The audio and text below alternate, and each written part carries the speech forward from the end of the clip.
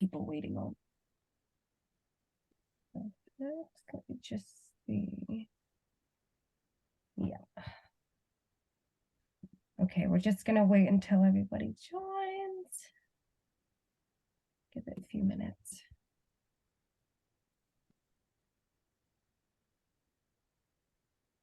So are you going to be moving the slides, Sally? Or we are? Yes, I'm happy You are. to Good. facilitate the Thank slides you. for now. Yeah, That's no worries. helpful. No So you'll worries. do Amir's, won't you? And then when he's done his presentation, I can you can stop sharing, and then I can share mine just because I got my notes on Yeah. mine, and hopefully Cool. it'll work like it did earlier, and not like yesterday. I'm sure it would be fine. I think we can, yeah, we can probably start now. And people will probably just join us. Lovely. All right. So, welcome everyone to the webinar. This is tailored towards foundation trainees, but generally I do think anyone, whether you're members or non-members of BPSA, if you're joining us, hopefully you'll take away some really useful tips. We've invited two very special speakers with us today to hopefully share a bit of their insights. But yeah, the session should end about 8:30, but it could go a little bit over if you have sort of a Q&A session towards the end as well. So just a bit before we start, you should be able to use the chat function and the Q&A function as well. So feel free to add in any questions you have throughout the sessions, but we do have a dedicated Q&A session towards the end as well. This webinar is tailored towards helping you overcome any challenges you may face throughout your training, whether you have them now, and how you can better prioritize your well-being and prioritize sort of your work revision and just planning ahead and managing everything you have on your plate. Because I think it comes at a great time as well, because a lot of us may have already had our 13th week report, and we're sort of edging towards the end of the year. Some of us may have started revision, some of us may have not. So it is a really great time to just sort of like take a breath and really start thinking about how we can start prioritizing, looking after ourselves and looking after our well-being going forward. Okay, just to give you a bit of overview, I am doing a bit of the introductory session right now, but we're gonna have our speakers talk a bit more about, what are some challenges you may face, whether that's with regards to starting work for the first time, or doing work throughout your training, revision, and also maintaining a social life and sort of like having that time for yourself, for your friends and family. What are some strategies that you can use and implement throughout your day-to-day practice to overcome these challenges? We're going to give you some, practical tips to help address any issues you may face with regards to your health and well-being, and really provide you with an emphasis on why this is important, why it's important you have to look after yourself, essentially throughout this year as well. Okay, so without further ado, I'm going to introduce myself. So my name is Sally. I'm currently the graduate officer for BPSA, but I'm also a trainee myself. So I'm very much in the position where this advice comes in really, really handy. And yeah, we are joined by two very talented speakers today, and I'm going to let them introduce themselves and their organization as well. So we'll start with Amir. Thank you, Sally. My name's Amir Safdar. I'm currently the Director of Education at Iman Healthcare, which is a group of community pharmacies in the north who are expanding rapidly. Prior to that, I worked at Guy's and St Thomas's from my pre-reg, as it was known then, through to to being a pharmacist. And I did some work in primary care. I did some work with lots and lots of trainees, split placements towards the end when they were there, and had a really stellar experience with my trainees because they typically all passed. Um, I am also a council member for the GPHC and a member of the blood and transplant service in terms of as of a lay member. And I've got loads of experience with trainee pharmacists and newly qualified pharmacists. Thank you. Thank you, Amir. That's very lovely. And I'll pass it on to Riven. Yeah, well, I definitely can't top Amir, but I'm Ribbon T. Marks. I'm Service Delivery Officer in Information Inquiries and Wellbeing at Pharmacist Support. I've worked for the charity for nearly 7 years now, so my time is split really working on our inquiry service, so providing students, trainees, and pharmacists with information and support options, and also I work in our wellbeing team as well, so providing lots of resources and tools of support for well-being, as well as doing lots of presentations and video content for various organizations such as GPHC, sorry, HEE, NES, HEIW, all the kind of PDA, well-known pharmacy organizations, and PSNC, CPE is now known. So I think for us, one of our most popular calls is from trainee pharmacists that might be struggling with, different issues during their training year. So, it's probably most weeks, I perhaps would be speaking to, a trainee or more, about kind of challenges that they might be facing. That might be to do with their well-being, or just practical related issues to do with their placement, and they just want to kind of know what their options are going forward. So yes, I sort of have a lot of experience in helping trainees hopefully take some positive steps forward. So it's great to be here to obviously to share some of our information and the support that we can offer. So my presentation will give a bit of information about that, the support we can offer trainees. Thank you, Ribbon. That's very lovely, guys. Lovely introduction as well, and hopefully it'll give our audience sort of an idea of, what you work in and your expertise. I think we're all excited to hear what you have to share with us today as well. So yeah, so just a few things, hopefully from the session, there's a few things you can take away from it. So, we're gonna talk a bit about how you can navigate your work around your revision a bit, and how you can really maintain and strike that work-life balance, because really that is the goal for, especially when you're starting your training year, and, the goal is to become a qualified pharmacist in a year.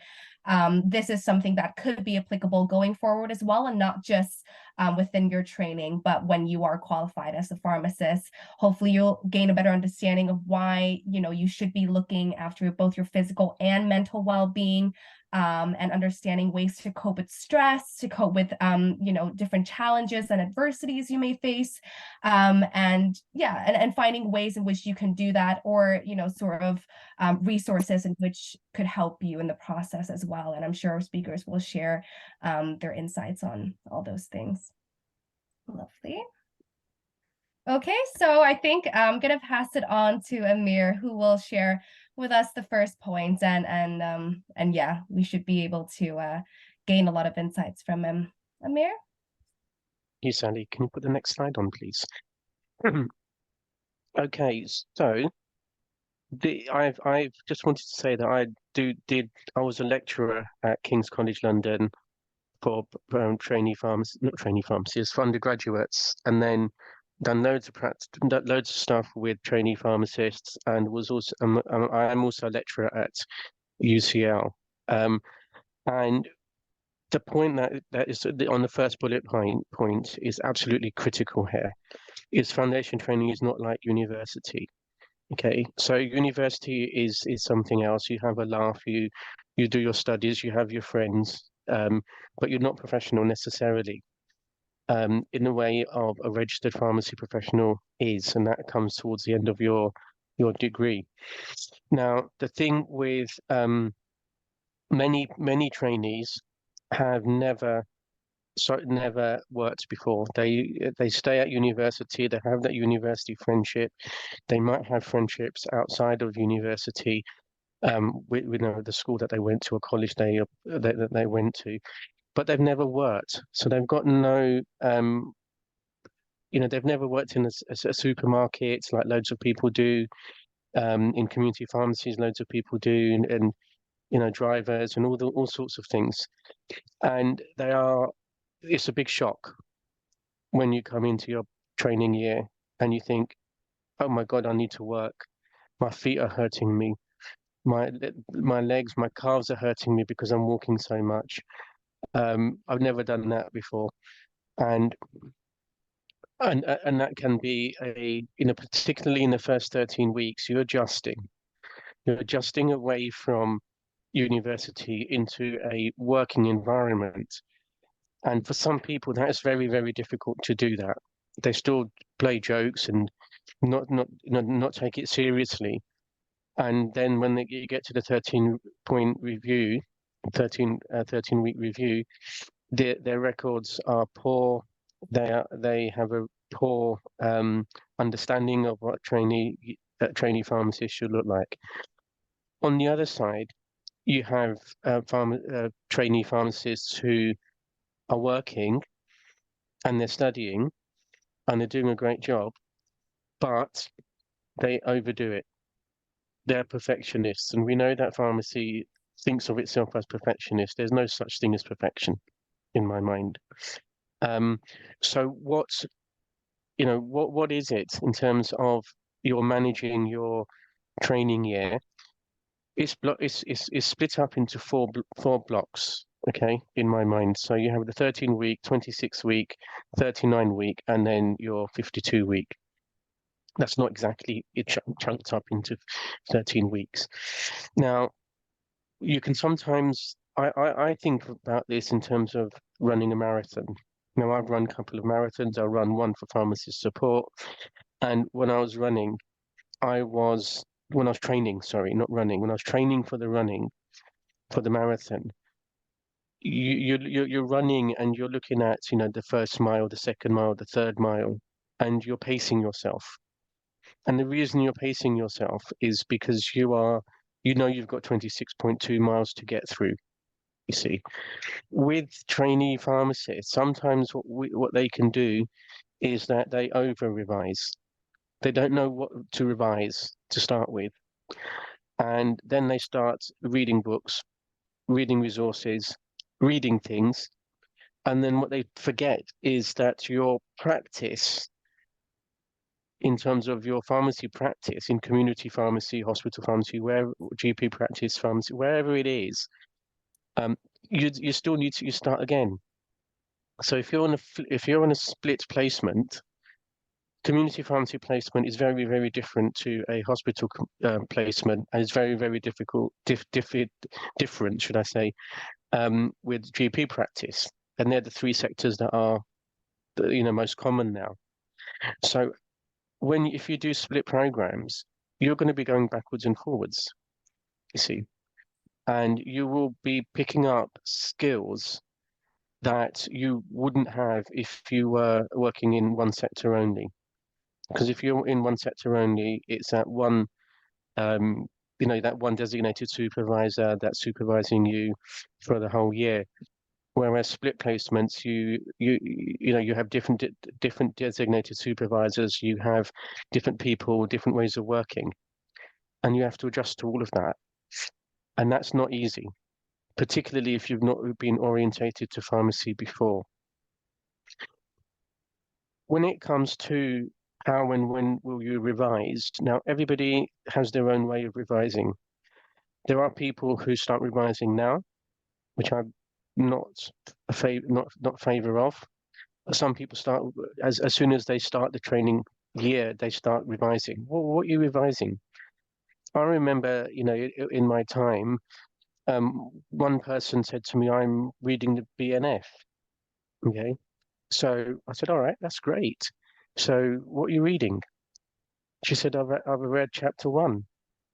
I said, "Well, tell me something about chapter one." And she couldn't. And the point here is that reading is very shallow. It's like reading a book. If you read a novel, you're going through a story. If you read the BNF, there is no story. You're not processing anything. So the key thing you need to do in terms of how you revise is to make sure that you have practice-based examples of things that you've done in your work and then relate them to the BNF rather than the other way around. Now, so that's how you will revise. And then the when, some people start straight away. That's up to them. But if you go back to your year four of your last year of I say last year of your degree, but there are some degrees where, like Bradford, have 5 years and things like that.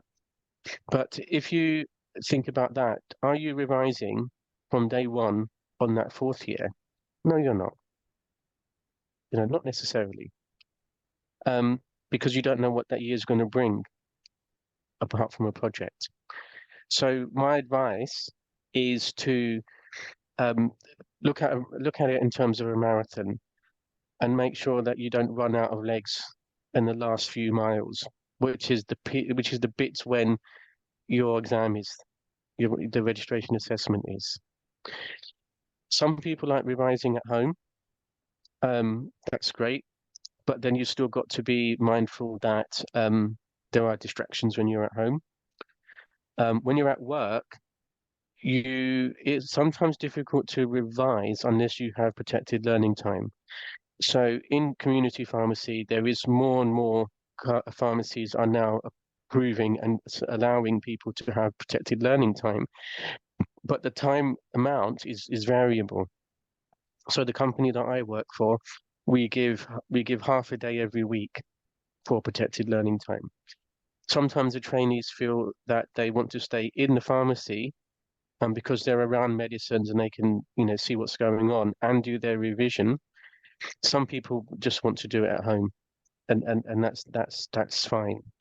But that requires trust, and also it requires the pharmacy, be it hospital, be it community, to have the capacity to release somebody to do that work in paid hours. With the university or in the library, now that's a really nice place because in the library you've got no it's generally quiet and you can read and you can do internet searches and everything else like that. But when that some people are early morning people, they revise in the morning. They're most energetic in the morning, and some like me is the other way around. It's the evenings where I'm at my best, evening at night and night at my best when I'm practicing. In terms of social life, I wouldn't say it's important. I'd say it's critical because you have to be able to go out and not feel guilty. You must be able to plan your learning around assessments, around what's going on in the pharmacy, um, because that's that's what you're going to be tested on. However, you can make some good friends in the pharmacy, and if it's an independent pharmacy, they will, and you do really well, they'll offer you a job. You know, and sometimes you have to go through a process a bit like Oriel, um, to get the job that you want.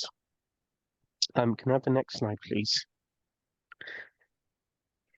So yeah, so planning your time, we've talked about that. Now, for some people, is they chunk it.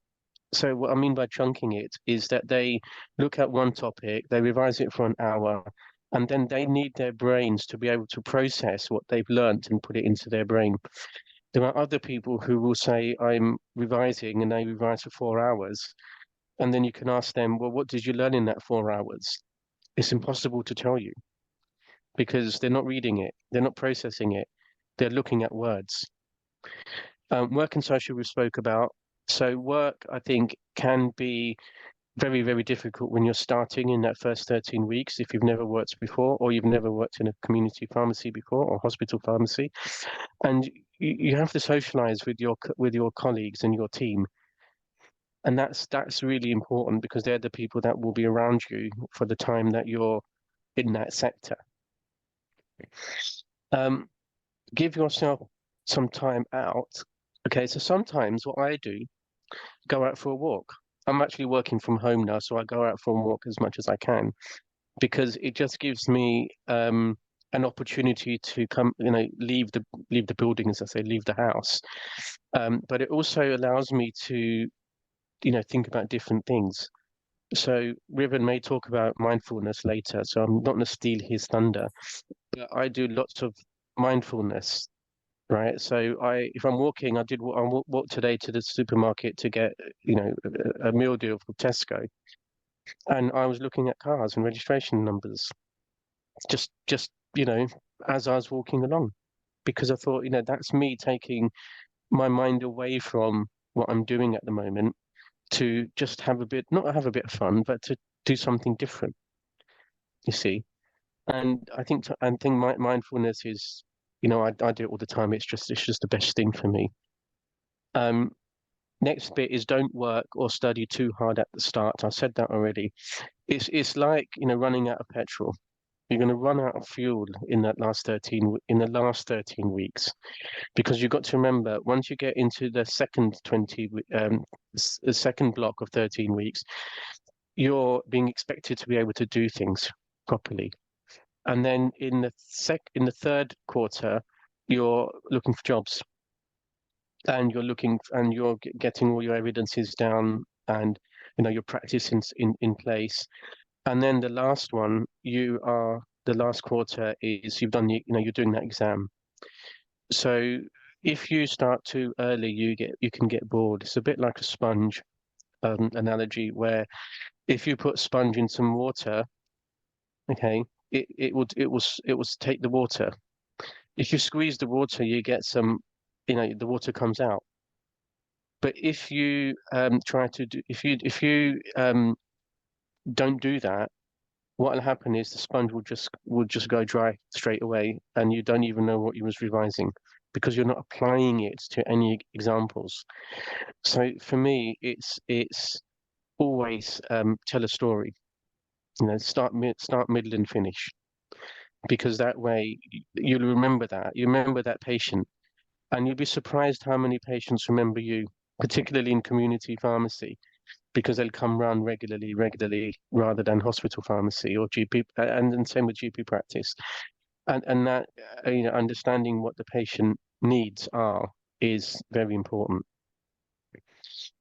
Um, the next bullet point here is getting to know your designated supervisor. Now, that designated supervisor is your best friend and your ally, and the person who looks after you. However, there are differences in terms of designated supervisors and how they do their supervision and how they help you.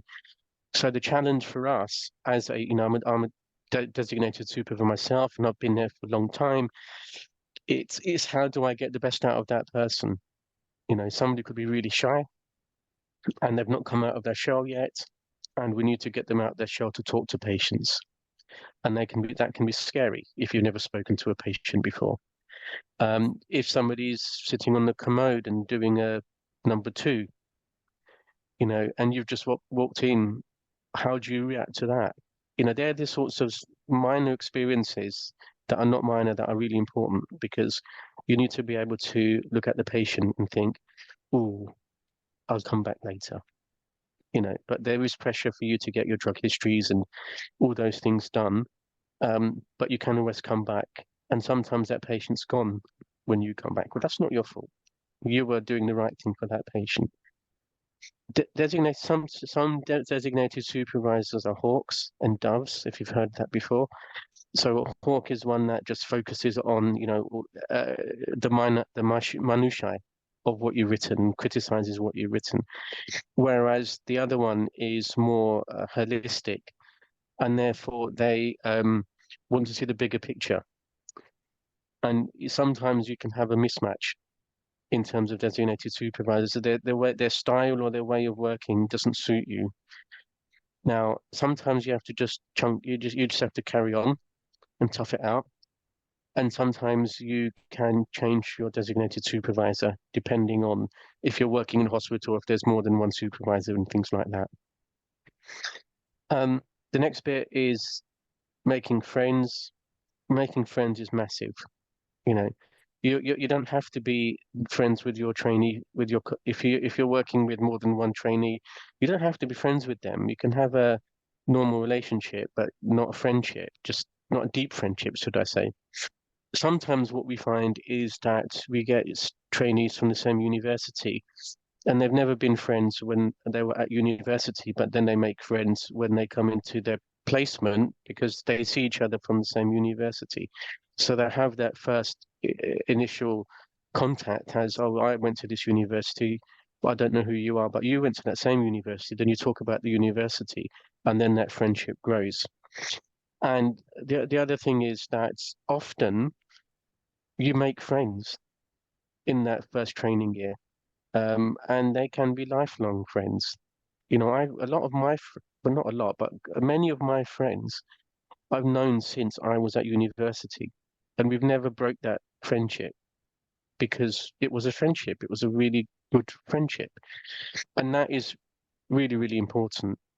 Also, to get to be friendly rather than friends with your designated supervisor, with the other people that will be supervising you, other healthcare professionals if you're working in a hospital or community, and understanding what they're going to be doing. So, you know, that they are there to help as well. Um, Next slide. Okay, so that's Riven's slide. So I'll pass it on to Riven, and then if anyone's got questions or anything that they want to pick up, we can do that at the end. Thank you. Thank you, Amir. That was really, really wonderful. I'm just giving some time for Riven to get his slides up, but Thank you. Thanks yeah, so if much. Thank anybody you. has any questions, feel free to put it in the chat or the Q&A.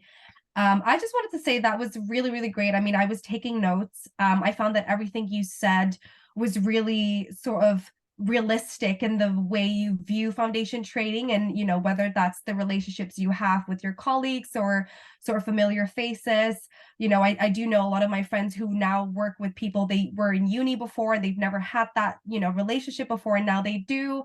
It really does help foster deeper friendships, deeper relationships. But I mean, even then, if you're not, you know, sort of close friends, it does help with the teamwork, especially when pharmacy, you work so closely together. It is so beneficial to the whole team that you're quite good with your communication. But yeah, lots to talk about, lots to take in as well. But that was really, really lovely. And I do have to say, I loved your sponge analogy. I think that was really, really great. I'm going to use that from now on because, like you said, I think the training year should be treated like a marathon. And I think the goal is to avoid burnout, especially within, you know, before you've even had time to sit the exam or properly revise. I think a lot of people may say they've already gone through burnout, and what we're, you know, trying to do in this process here is to avoid that. So I think using these analogies or thinking it in a different mindset, in a way where you allow yourself leeway to socialize and to include more people and to include yourself and carry out self-care is such a very, very important thing. But yeah, thank you so much for highlighting that. And I'll pass it on to Riven for his presentation. Oh, thanks so much, Lita. Are you just seeing my slide at the moment? Brilliant. Oh, that's great. Yeah. And just to say, if anything does come in the chat, yeah, just let me know. We might do it at the end anyway. It's just I can't see it at the moment. So that's great. But thanks so much. Yeah, and it was really great. I mean, so much useful stuff there. So tough act to follow, definitely. But I just want to, yeah, first of all, really, just I suppose just give a little bit of information about pharmacist support, because I never want to assume, you know, how much you know about us and, you know, the kind of support that we can offer. And, you know, there may be for some trainees times in the year when they could really, really benefit from being in touch with us. So I'm just going to give you sort of a little brief history of the charity and the support that we can offer for trainees, just like you guys. So yeah, pharmacist support was actually established by the Royal Pharmaceutical Society of Great Britain way back in 1841. So we've spent over 180 years supporting pharmacists, students, and trainees. And in 2006, we became an independent charity, and as such, we can assist individuals across the profession from the early stages of their careers right through their lives and into retirement. So you don't need to be a member at all to access our services. So, you know, as I say, students, trainees, and pharmacists across Great Britain, they come to us as and when they need us. So we're a safety net, really, so to speak. And, you know, we understand that any one of us at any time can face challenging or uncertain circumstances and may need some advice or guidance or just merely a supportive listening ear. And in 2019, we undertook some market research because we wanted to ensure that we understood the needs and issues of those affecting the profession today, so that the work we continue to do and the support we continue to provide remains relevant and useful. So what came across strongly from this research from students, trainees and pharmacists was a need for support with work-life balance. managing stress in the workplace and managing well-being. So you can see on the slide here that 71% of respondents told us that poor mental health is a core issue affecting the sector. And it was actually ever so slightly higher amongst students and trainees at 72%. And in the graph on the right of the screen, you can see that over half of the respondents said they needed help managing a work-life balance, stress at work, and 43% with managing well-being. So the feedback that we got gave us a very clear steer on our role and what you as members of our pharmacy family was looking to the charity for support with. So in response, we refreshed our vision and mission statements that now reflect the focus on well-being. So our vision is that no one in our pharmacy family will face challenging times without us by their side. And our mission is to champion the well-being of our pharmacy family. So in response to need and to help alleviate the stresses and pressures that have been faced over the years, we have established a range of free and confidential support services. So this includes an information and inquiry service, one of the teams I work in, as I say, and we also have the opportunity for people to apply for financial assistance. So this may be if you're struggling with essential living costs or, one-off expenditure that you can't afford. Now, we also have specialist advice in the areas of debt, benefits, and employment law. We also have counselling and peer support, so we can actually provide up to 8 sessions of counselling free for trainees. So for anyone that might feel that they would benefit from psychological therapy, I'd really encourage you, to consider us. And it's really easy to apply. You can just fill out a self-referral form online. And we also have peer support from pharmacists that actually volunteer their time to provide a listening ear to pharmacist students and trainees that are experiencing any kind of stress as well. So that's also a free service that you can access. We also have an addiction support service. So for anyone that's experiencing any kind of dependency issues, for trainees, we can put you in contact with a specialist addiction counsellor. And then once you are registered as a pharmacist, for anyone that's struggling with any kind of addiction, we can potentially refer people for addiction support. So for inpatient addiction support, and for those that can't afford the treatment, we can consider applications for financial assistance to part or fully fund that. And then we also have our Wardy Wellbeing service, and that includes a whole range of wellbeing workshops that you can access for free online by signing up for our wellbeing learning platform. But I'll give you a little bit more information about that at the end, because there might be some good ones for trainees that I think will be worth mentioning. So yeah, just a quote from a trainee that did contact us for help. Said, "I received financial help from the very thoughtful and wonderful staff at Pharmacist Support. They also provided me with a listening friend and put me in touch with the PDA. This really helped me to pull through until I was registered." So our support is tailored to individuals' needs, and our information team will try to build a picture of the situation and identify any support required. So, if you do feel that you're struggling with him, by all means, do get in contact with us. And on the screen here, you can see a selection of the resources that's available on our website. We've got lots of things. These include learning modules, information pages, videos, posters and resources, along with stories from others in the profession who've kindly shared their stories of struggles, learning and coping mechanisms. We have a section on mental health, including pages on managing stress and improving well-being. We have a work section with pages on topics such as assertiveness and building positive workplace relationships, just as Amir was speaking about. We also have a section especially for trainees, and this includes information pages and some embedded bite-sized videos on topics such as overcoming challenges and making changes to your placement, employment contracts, managing your money, the assessment, and lots more as well. So I definitely encourage you to check out our website, pharmacistsupport.org, for loads and loads of useful stuff.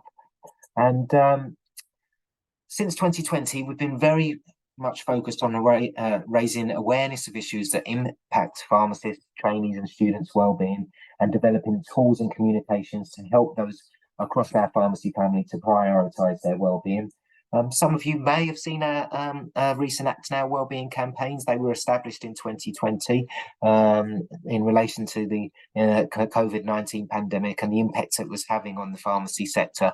So through these campaigns that are targeted to each of our key audiences, pharmacists, students and trainees, we run these at different points of the year, and we're able to focus on the specific needs of each group. So, do encourage you to sign up for our campaign on our website, and you can also get notification for that for signing up for our new news. But I'll have some contact details at the end of the presentation anyway. So before we just go into the importance of wellbeing and some tools, I just wanted first of all just to pause for a moment, just to have a look at the pressure curve, because it's really useful in sort of understanding stress. Now, for trainees, the training year can be incredibly exciting and rewarding, but also very demanding. Trainees are required to balance the demands of a paid job with achieving your learning outcomes and progress report sign-offs to pass the training year, while also preparing for the assessment, not to mention, any family or personal responsibilities that you may have.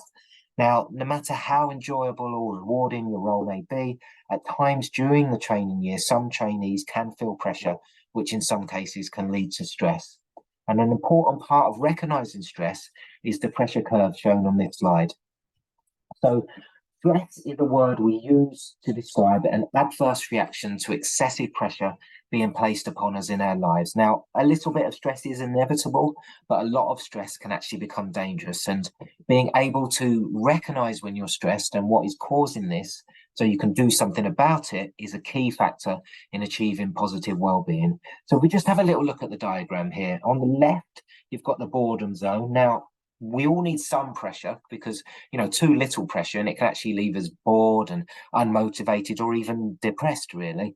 But if we see in the middle there, we have the zone of optimum performance. Now, with the right amount of pressure, we can reach our ideal performance levels.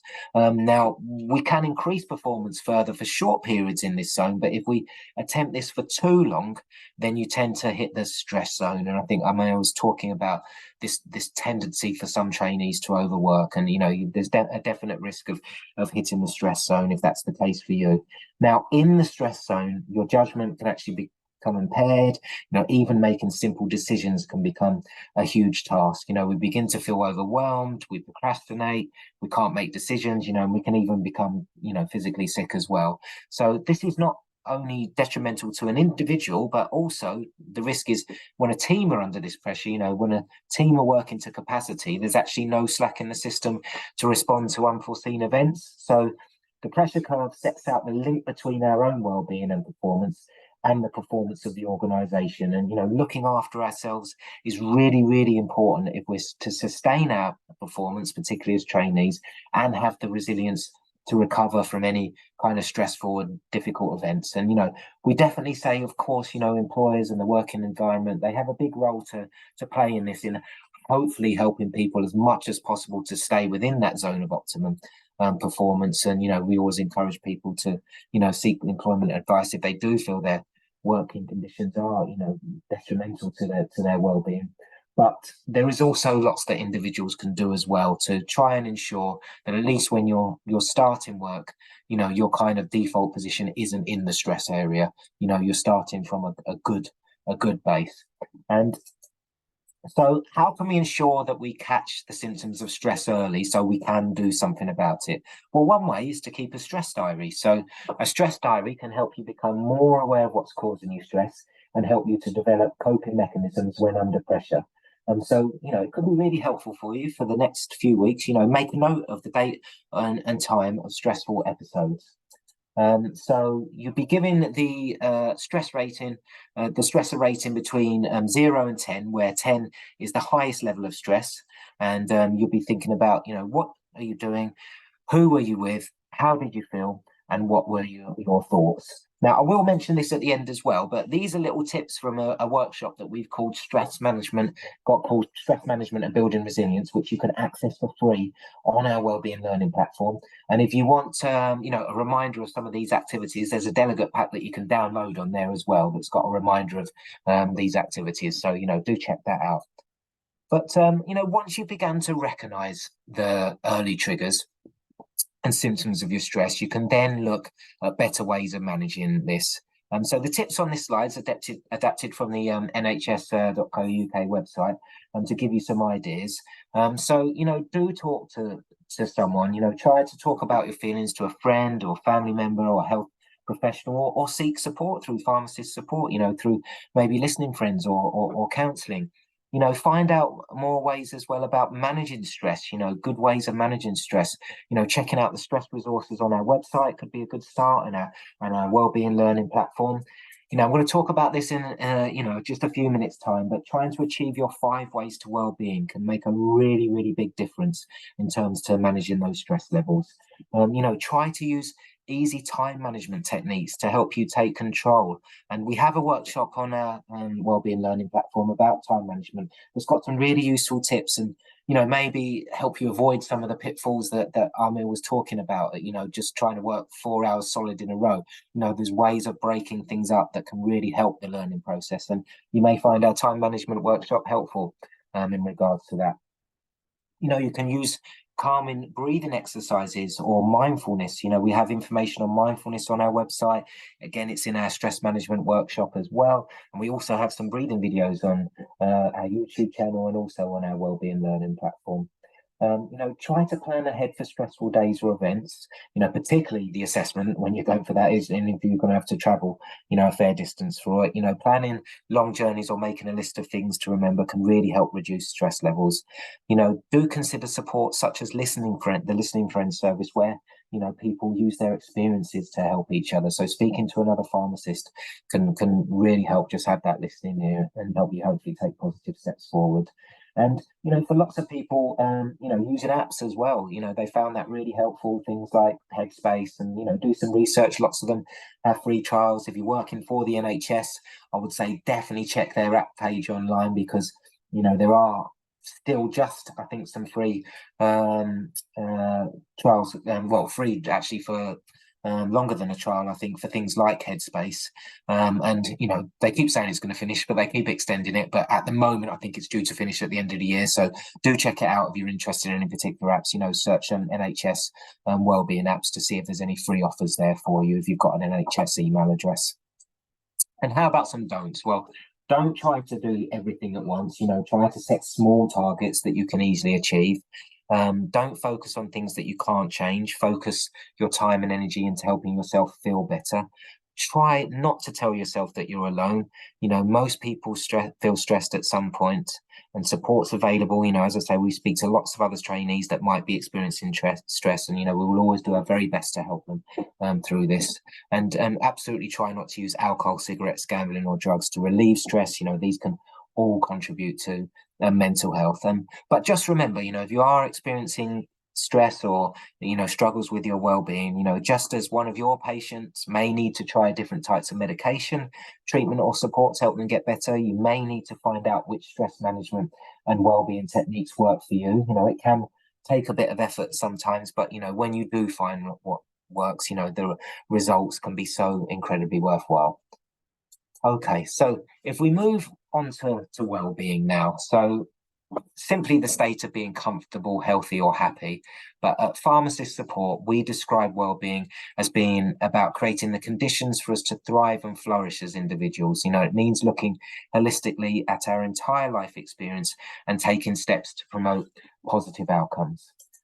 So why is well-being important? Well, it's important because you can think of it like your internal battery. It drains and it needs to be charged. Well-being is important for us all. It can be affected by all manner of different things, for example, diet, lifestyle, workplace pressures, personal relationships. The New Economics Foundation, which is an independent think tank promoting social, economic, and environmental justice, has done extensive research into well-being, and it's found that feeling good consists of experiencing positive emotions such as happiness, contentment, and enjoyment, as well as feelings of curiosity, engagement, and safety. Positive mental well-being is not necessarily the absence of negative emotions. People with high levels of well-being will still experience feelings of sadness, anger, and stress, but are likely to be able to better cope with these without a significant impact on their mental health. So how can you achieve better well-being? Well, there's lots of different ways, and as I say, we have loads of stuff on our website and our workshops and our support options, but we just wanted to cover a couple of self-help tools in the short time that we have today, and then let you know again how you can find out some more about options to help you improve your well-being. So whether you've heard of these tools before or not, we hope they provide you a reminder of the importance of taking care of yourself and doing things to promote positive well-being. And this can be especially important in the training year to put you in the best place again to achieve your learning outcomes and final sign-off, as well as passing the assessment.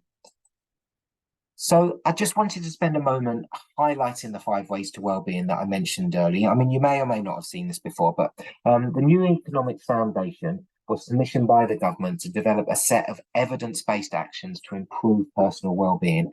And after extensive research, they came up with 5 key actions that play an essential role in enhancing well-being. You know, you could say it's your well-being 5 a day, really. So let's have a look at some of these. So the first one is connect. And now this is really important. It's about engaging with the people around you. You know, this could be friends, family, neighbors, colleagues. You know, being close to and being valued by other people is a fundamental human need and one that contributes to functioning well in the world. And then there's be active, you know, regular physical activity. It makes us feel good, it releases endorphins, and it also helps to disperse the adrenaline that builds up with stress. You know, it's associated with a greater sense of well-being and lower rates of anxiety and depression across all age groups. Now, there's take notice as well, and this could also be described as mindfulness. So being aware of what's around you and being attentive to what's taking place in the present helps you to have a more positive outlook. It takes you away from past traumas, worries and concerns and anxiety about about the future, sorry, and it actually allows you to enjoy the present, you know, just as Armin was speaking about before, you know, focusing on what's there in front of you, you know, really takes you away from some of those, you know, past or future anxieties that lots of us can experience. And then there's keep learning, you know, continue learning through life helps enhance self-esteem, encourages social interaction. Setting goals has been associated with high levels of well-being as it contributes to feelings of satisfaction associated with progress and goal attainment. And then there's give, you know, individuals who help others are more likely to report feeling happy. And this may be through giving time as a volunteer, by making a donation to a charity close to your heart, sponsoring a friend or colleague in a challenge. You know, it can even be via actions such as a friendly smile or a chat with a neighbour. The list is endless. You know, the really great thing about training and working as a pharmacist is that it can already help you towards meeting your 5 ways to well-being. You know, you're giving yourself to a vital part of the healthcare profession and will be helping an incredible amount of people. You're able to contact with colleagues and patients in a meaningful way. The role of a pharmacist can help keep you very active often, as you may be on your feet, moving about for much of the day. You know, it's a role that, of course, requires you to continually keep learning, and hopefully this is a subject you have a real passion for. And it can also help you to be present in your work and take notice of things that you're grateful for every day. And making such a positive difference to the lives of many should certainly be one of those things. But however, you know, no matter how much you enjoy your work, it will at times be challenging, and this can drain your well-being battery. You know, work-life balance is so important. So bringing the 5 ways to well-being into your personal life and practicing meeting them as much as possible with the aim of getting that 5 a day can make a huge difference to your overall well-being. So creating these positive habits can make it, you know, much more likely that your battery is your battery is going to dip into the red. It will make it a lot less likely that it will do that, you know. And it's really important knowing these things, but you know, creating habits with these things, you know, will give you much more chance of these becoming unconscious behaviors. So I really hope you can think after today of, you know, what you are doing to meet these things, and you know, really think about how you can do if you feel you are. And just quickly, I did just want to mention the importance of food and sleep. You know, something that you may speak to patients about a lot, but do you practice what you preach? You know, without a healthy diet and good sleep, it can be really difficult to achieve positive well-being. You know, it can be easy during the training year to neglect either of these things, but they're more important than ever, really, not only in managing your overall well-being, but just in helping us fight against any illnesses, of course, as well. And another thing to try is something that many people have found really helpful, and I've found it super, super helpful, and I certainly notice when I don't do it, is just keeping a gratitude diary. Just a gratitude diary or a journal, just to work through the days and events, and then reflect back on the positives that you're grateful for. So, every day, just finding some small things that went well. It doesn't matter how big or small they are. It's really just focusing on that gratitude, writing them down, and just noticing how it makes you feel. It's so easy for us to dwell on our perceived failures of the past, and inevitably this can lead to kind of faulty thinking patterns. But instead of dwelling on our failures, how about dwelling on our successes? And one of the ways to do this is through a gratitude journal. And studies have shown that counting one's blessings in a journal can lead to improved psychological and physical functioning. And this American study, it was actually for people that only did it for 5 sort of entries over a week. If you're able to sort of do, say 3 things that you think went well, and 3 things that you're grateful for daily, it can make a massive difference to how you kind of view things, really. So something that could be a real easy thing to do and take forward after today. But again, if you want to check out our wellbeing learning platform, it's got a reminder of this activity in our pack there as well. So yeah, that leads on nicely just to our wellbeing learning platform. So it's completely free to sign up. You can access this online through our web site, or just type in Pharmacist Support Wellbeing Learning Platform into Google, and yeah, you can sign up completely for free. And there's lots of workshops on there, from wellbeing, stress management and building resilience, time management, assertiveness. There's also getting mentally prepared for the assessment. So that could be a really, really useful one, as you're kind of building up to the assessment, and helping you, hopefully manage your well-being, so you can, revise in the most effective manner as well. And it also, the delegate pack for there includes a planner, so that you can balance well-being related activities, such as the 5 ways to well-being, along with your revision. And just finally, I just wanted to, focus on kind of the importance of seeking help through the training year. Again, do be rest assured that most trainees have a really positive experience during the training year. But if you do face challenges, what is the secret to overcoming them? Well, we call it TASH, and that's take action and seek help as soon as you can. It may sound obvious, but it's so important. Whether you are experiencing wellbeing related or practical issues, that may affect your well-being, as with most cases in life, the longer you let problems grow, the harder they can be to fix. At Pharmacist Support, some of our most challenging calls are from trainees who've encountered difficulties, but have tried to struggle on for a large part of their placement without seeking support. So, if you are struggling, do reach out, whether it's your GP if you're concerned about your health, whether it's Pharmacist Support for wellbeing support or information on your options, or whether it's at work, through your designated supervisor, if you feel able to speak to them. But if not, whether it's your educational or training program directors, other pharmacists, regional training leads, there are people that are available. But again, if you don't feel that you can speak to anyone, then of course we're here as well. HR department if you have one, but if it's employment related issues, the Pharmacist Defence Association is completely free to join for trainees, so we very much recommend people do so. But for people that aren't a member or can't get advice through them, we also have the opportunity for people to contact us for employment advice, free employment advice through Pharmacist Support. So I think I probably, as always, underestimated how much I had to go through there, but hopefully we're not too late. So as I say, you can find lots of information on our website, pharmacistsupport.org. So do check us out there. We're on social media, Facebook and Twitter and Instagram as well. And do go on our website to sign up for our e-news as well. And you'll hear lots about the support that charities offering, and wellbeing tips and things like that. So yeah, just thanks so much for listening, and I wish you really all the best for your training year and the assessment. And one thing I was saying with Lisa, just don't put too much pressure on yourself. You done so well so far, and things will work out in the end. I'm sure of that, and just don't put too much pressure on yourself if you are struggling or feel that you're not ready to sit the assessment. There's always options, and if you're unsure of those, you can always contact us for us to talk things through. So thanks so much. Thank you, Riven. That was just amazing. I think you've covered quite a lot of key points actually, and things that I've been, I think a lot of us may have not even thought about before, but your tips were very practical. They were very spot on. I mean, you showed us even, the pressure curve, which I was really interesting to see that correlation between, performance and pressure, because that is very much prevalent within training. I think you Yeah. sort of go within the range of that, you're never really at one point always, but you sort of Yeah. fluctuates, isn't it? And it's quite really nice to visualize that and actually see it for myself, because I could put myself in many different range within that graph, really.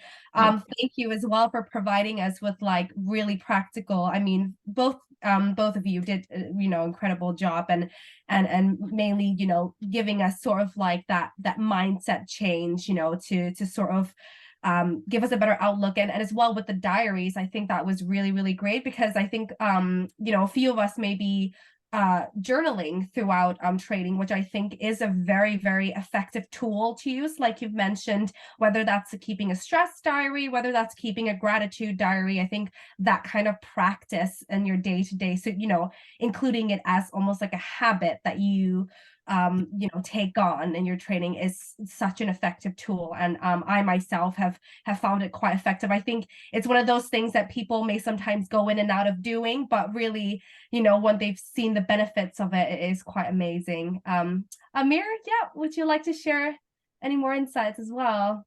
I was just going to signpost that somebody in the Q&A is asking about what apps might be useful. What apps? Yeah, I'd say that the most popular one is probably Headspace.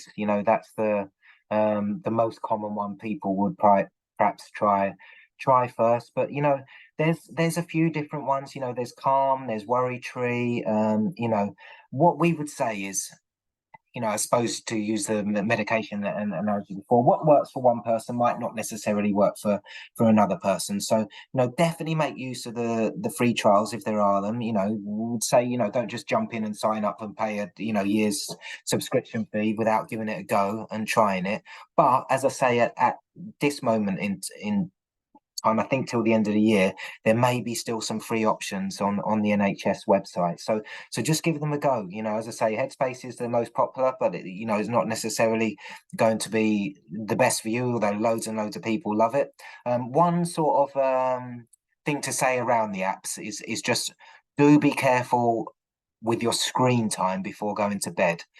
So the apps are great, but if you're going to be using them, try and maybe keep your phone away from you. It's just the blue light from your screens can interrupt sleep. So as much as possible, if we can keep away from our screens for an hour or two before going to bed, that can be really helpful. If you're finding that absolutely impossible, then you can relatively cheaply actually buy some blue light blocking glasses, so that can be useful. And I think iPhones have actually got a screen now called OcuShield, where you can actually put a screen protector that blocks blue light. And they do have settings on the phone as well we can do. I think the jury's out unnecessarily on quite how effective those are compared to other blocking things, but it's just something to be aware of if you are looking at those apps, having the screen time to bed. So if you want to do the Headspace, you could maybe put the phone somewhere else but still listen to it.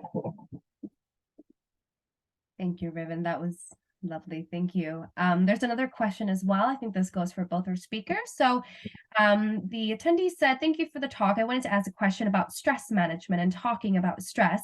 I feel as so many trainees are comfortable sharing feelings of stress, but often feels like we don't know how to help each other, even after talking and sharing our thoughts and feelings. How would you go about this kind of situation? So either one of you want to go first? This is actually quite very interesting and thought-provoking question, in my opinion. But yeah, Amir, go ahead. I think it's quite normal in the training year to have stress, because you're learning things differently, you're experiencing different things. but you have to be mindful of overdoing it and then crossing that line of, comfortable stress to stress, which is debilitating. Um, and I'm a hypocrite here because I've gone through mental health myself, and I left it too late. Um, in hindsight, in terms of getting support. So the first thing you should be doing is, if you don't feel right, then go and talk to somebody. No one's going to judge you. Pharmacy support will definitely not judge you, or do the apps, which is a bit more, you've got control over that. But don't go down that route of getting so stressed out that you can't function anymore. Yeah, I think yeah, just to add to, yeah, I mean that's really important. Do reach out if you're experiencing stress. I think it's a really positive thing if trainees can be there for each other and listen to each other. And sometimes that's all that's needed, just to be listened to. Just to that can make a. Don't ever underestimate that. It can make a huge difference. I think sometimes there's a temptation to always want to give advice to someone, but obviously their situation can often be unique, and a lot of the time it's really not about giving advice. It's just listening to people, maybe asking them some questions, and just seeing if you can encourage them to get the right kind of help and support. As I say, there's different types of stress, really, and it's fine to talk about stress with your peers, but if it is ongoing, getting to the point where you are more often than not in that stress zone, then I think that is the point, and you really want to think about doing something about it. And in some cases, people may be able to use self-help techniques to do that, such as some of the tools that we've mentioned, or the apps, or going on our wellbeing learning platform. But for lots of people, it may have got to a stage where you know they're just not in the right mindset to be able to deal with those issues on their own, and that's absolutely fine. You shouldn't have to cope alone with those kind of things, and that's why we're here at Pharmacist Support. So if it's got to that stage, do get in touch. And as I say, we've got services that can help, and we'll always just have a chat with you, and build a picture of your situation, do our very best to help ourselves, or direct to people who can. Thank you, Ribbon. Thank you both for answering that question. I might wait to see if there's another question, but actually, I have a question as well. I think you guys did cover quite a lot of things. One of the things that you both mentioned is the act of mindfulness, and I think a lot of us may understand that as a concept and maybe as an abstract thing. But what would you consider mindfulness as? And how can we as trainees implement that on a day-to-day basis? How can we start thinking more towards being like you said, being mindful towards everything we do, or sort of like how can we like implement that and in an effective way without sort of overthinking what that concept in itself is, and how could it benefit us essentially? Sure. Shall I go first? I mean, unless you had anything. Please, go for it. No.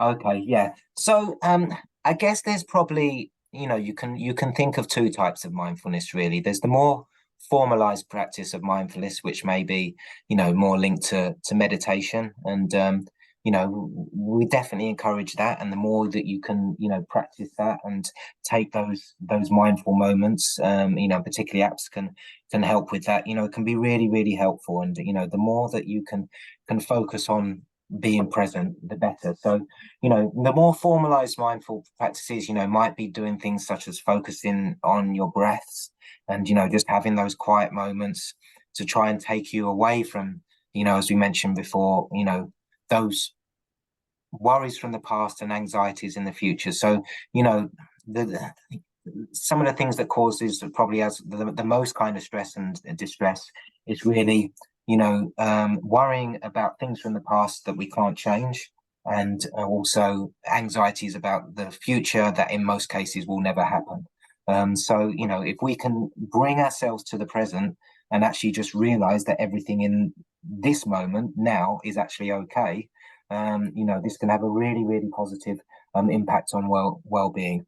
And doing some formalized mindful meditation can really help with that. And as I say, the apps and some of the information we have can be really useful for that. But that's not the only way to be mindful. As Amir was speaking about earlier.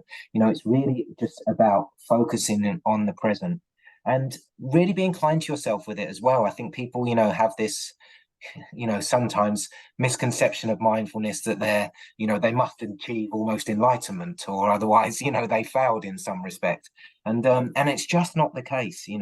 It's just the moment that you're aware that you've gone into your thoughts and that you can kindly pull yourself away from that, you've achieved mindfulness.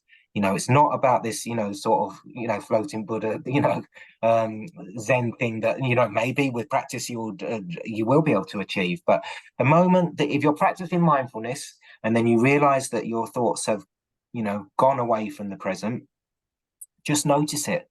Just try not to judge your thoughts or anything like that. Just notice, oh, that's interesting. Notice with curiosity. I've had that thought, but now I can actually decide to bring myself away from that thought and then focus on the present again. Whether that's with your breathing, whether it's by looking at, car number plates. I think such a great example by Amir, because I think some people also think that, oh, how am I going to be mindful? I don't live in the countryside, I don't have nice trees and birds and everything. It doesn't matter. Really, it's just focusing on what's going on in the present for you, and taking yourself away from those thoughts. And I think, as with anything, it really is practice that makes perfect with it. What we're trying to do is change these default settings, these default faulty thinking patterns that we all have, that would have been very useful for us, in ancient times, when we were trying to run away from predators and things like that. But for modern day life, just don't really serve us at all. So we're trying to stop that stress response, the fight or flight response, things like that. But just by bringing ourselves into the present. And I think that's the two main ways, the more formalized practice, but then really as much as possible, just trying to focus on your surroundings and what's going on. You can be mindful in that way. You can be mindful in eating, you can be mindful in your work even, just really enjoying the process of what you're doing in your work, rather than constantly thinking I've got this goal at the end, or I've got I'm stressed about this thing, or whatever. Just kind of giving your all and getting as much enjoyment from the present as possible. So yeah, that's hopefully a brief sort of the description of the things that you can do, but there's lots more that you can read up on and find out about, of course.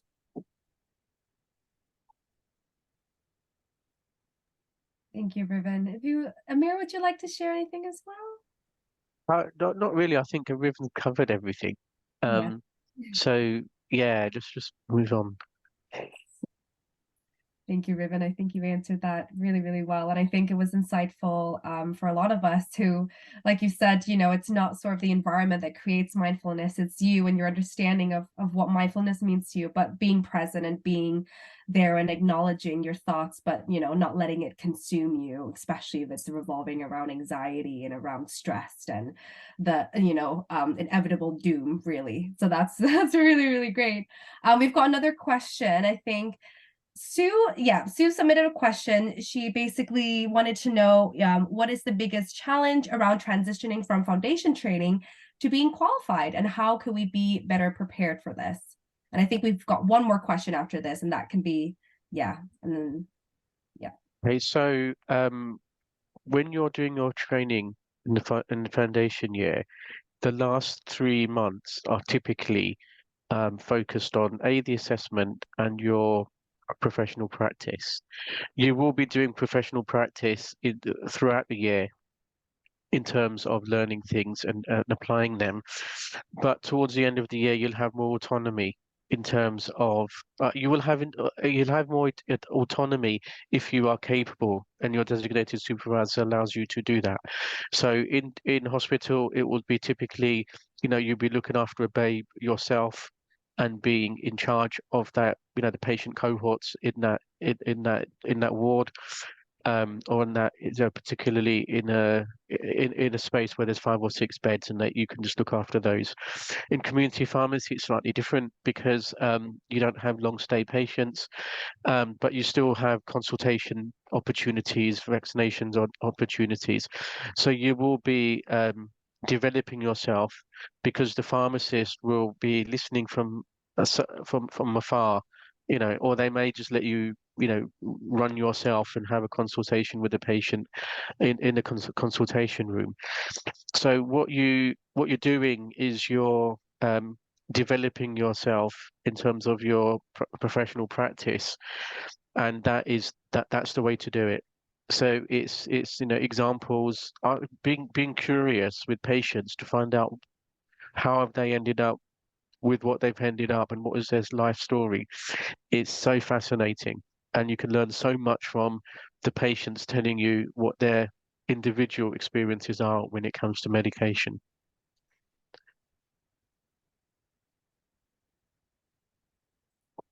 That's it.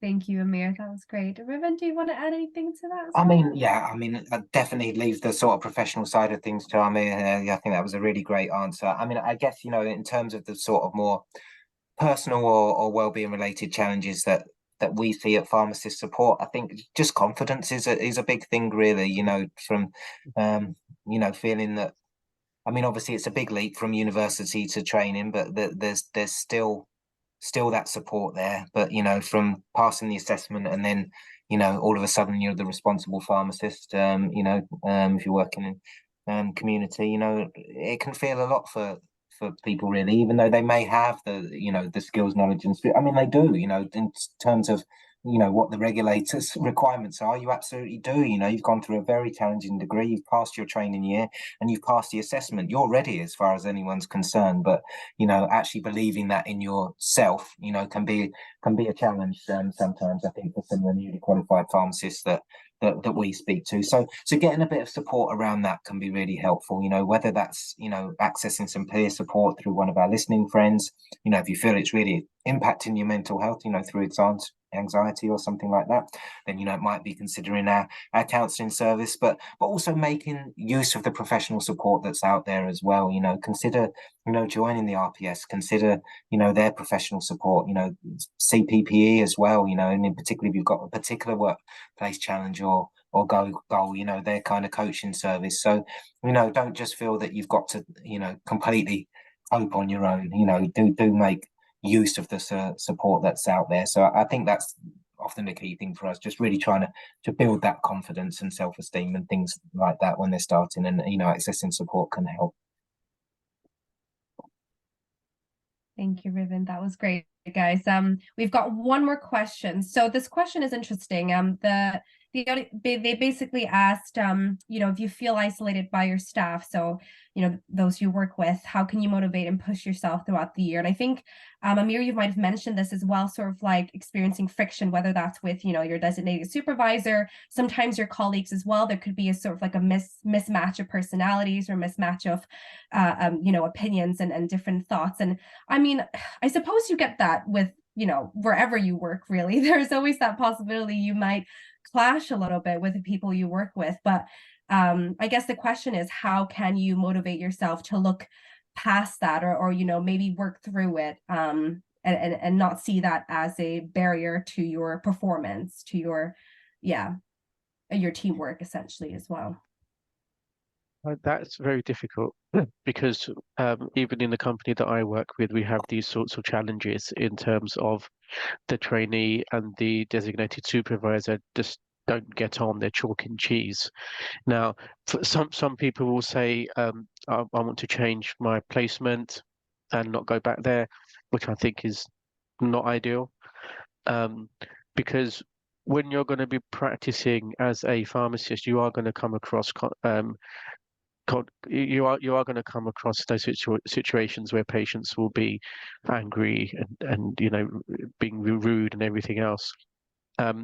But you also, even if you have a designated supervisor, there is always somebody above that in terms of in an organization. So there's no reason for you not to go to escalate it to say that I'm not comfortable with this particular designated supervisor. Now, if you're working in a community pharmacy, it's a bit more difficult because you may only have one designated supervisor who is also the pharmacist in the business and may own the business, and you've ended up there through Oriel.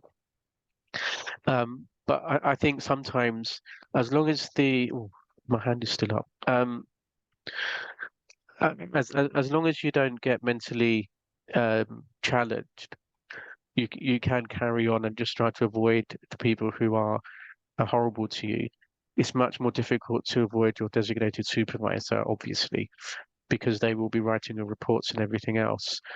In that case, I would be wanting to have a conversation with the person who's above the designated supervisor in confidence, to share, because it might be the case that that person is not just rude to you, but rude to others. And therefore that's not good.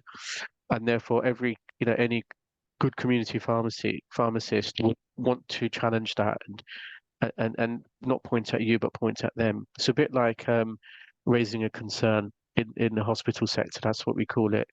And you raise that concern, and some other people will then look into it for you without you being involved. Thank you, Amir. I'm not sure if you want to add to that as well, Riven. Yeah, I mean, just it was a great response from it. It's something that we do speak to trainees about. Sadly, like I say, the vast majority have a really positive experience. We have to be very careful because, of course, trainees only come to us, when they're experiencing challenges. It would be lovely if we got to chat to them about how great their placement was going, but of course, it's not why we're here. And I think it's very individual.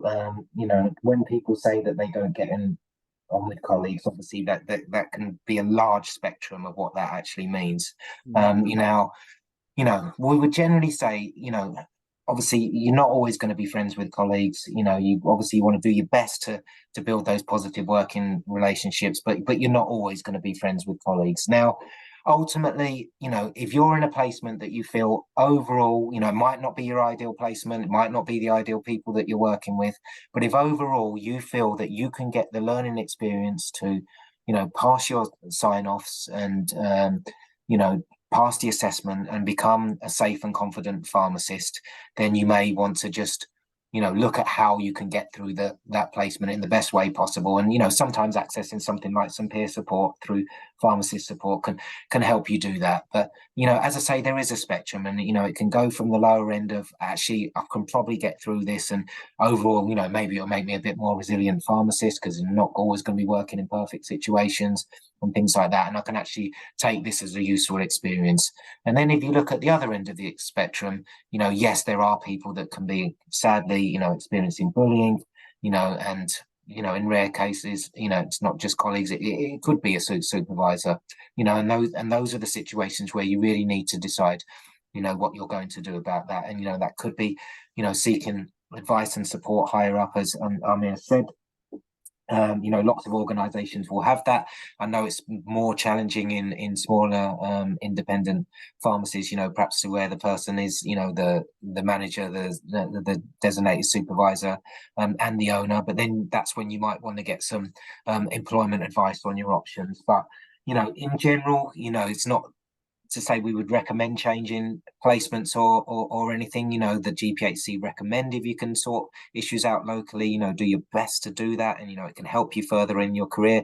But no one should have to stay in a placement if it's having a significant impact on their mental health or they're experiencing bullying. This is when you really need to consider your options, and particularly if this is happening and you're not making the required progress.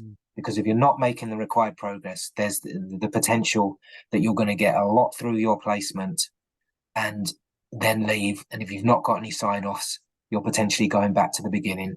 And particularly if you're in England with the training grant, as it stands at the moment, you will have used up parts of that training grant, and then you're trying to find a new employer with a much lower training grant. Now, it's not to say that you won't do, we've never really find anyone that just hits the brick wall completely, but obviously it can make things more challenging for you and reduce salaries and things like that. So if you are going through a really difficult time in your placement, think back to that task that I mentioned earlier and really try and get the advice and support and decide what you want to do. Is it really worth struggling along in this placement? With the caveat, the grass is not always greener. It's not guaranteed that you get a better placement elsewhere. But there's things that you can do, such as looking at finding a placement information page and questions that you can ask, new employers and things about the training and the support and the programs and how other trainees have done that. If they're good employers, generally they will be happy to answer. So I would say, it is very much a last resort change in placements, but there is also, what you don't want, as I say, is to get, sadly, we've had trainees that have got to see, sort of 3/4 of the way more through their placement with no sign off. It's really impacted their mental health, and then they've had to go back to the beginning and do all that time again. So if you think changing is an option, just make sure you look at the GPHC training manual, so you understand your options around banking and switching and what it means for you. But if you are uncertain, we're always happy to talk people through those things as well. Thank you guys so much. I think that was such a wonderful webinar. I think you've covered so many crucial and just really thought-provoking topics. You've gave so many practical points. I mean, even the Q&A session, I'm very mindful that we've run a bit over time, but I think a lot of our audience will find this very useful. This will be uploaded on our YouTube channel as well, so if anyone was not able to attend today, should be able to access the webinar as well. But thank you again, guys, for coming on and sharing your tips, advice, your experiences, and just your expertise really on how you can support us, but how we ourselves could cope with all the adversities and challenges, but also sort of find many different ways to cope with the training in itself and learn how to really enjoy the process and not take things, I guess, a little bit too seriously. I think it's very, very important that we're not just here to do one thing, and we're not just here to revise and work, but really it's an overall experience where we learn and we create relationships and we work with patients. It's really, really really great session. Thank you again. But yeah, thank you guys. Thanks so much, Thank you for Lisa. having Thank us. you.